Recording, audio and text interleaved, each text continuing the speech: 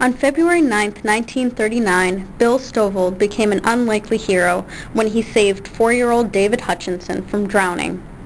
They had not seen each other since that winter day until they met recently. I heard a kid say, "Swim, David, swim." And this was February, and it was cold, and there was ice, there was snow on the ground. And so I dropped my books, and I went around the end of the bridge, and I went down the banking, and I looked underneath the bridge, and there was this little kid hanging onto the ice.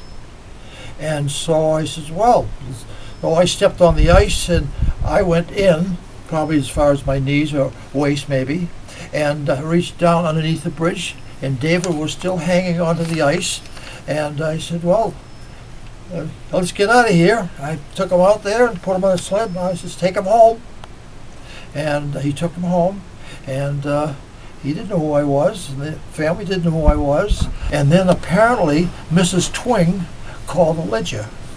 And of course I didn't know anything about this until 8:30 in the that night maybe, when the Ledger came to the front door and knocked on my dad's door.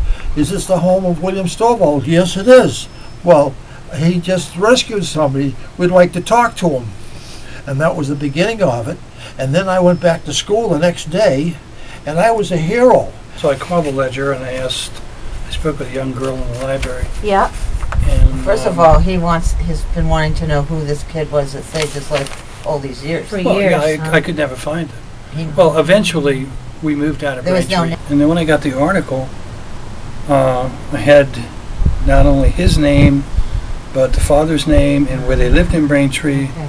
And so I went on Ancestry.com and spent about an hour and a half, and looked up the census, and there was Henry Stovold and William Stovold. And maybe 20-25 minutes later, I came up with a public record on Ancestry.com for William H. Stovold. Wow. With this address and his phone number and his date of birth and the whole 9 yards. And it all fit. And I called, and it's got to be him. I called, talked to Jean. She answered the phone, and he was out working on his boat. And he called me back that evening, and we had a nice chat. Wow. And here we are. So we've never met before today.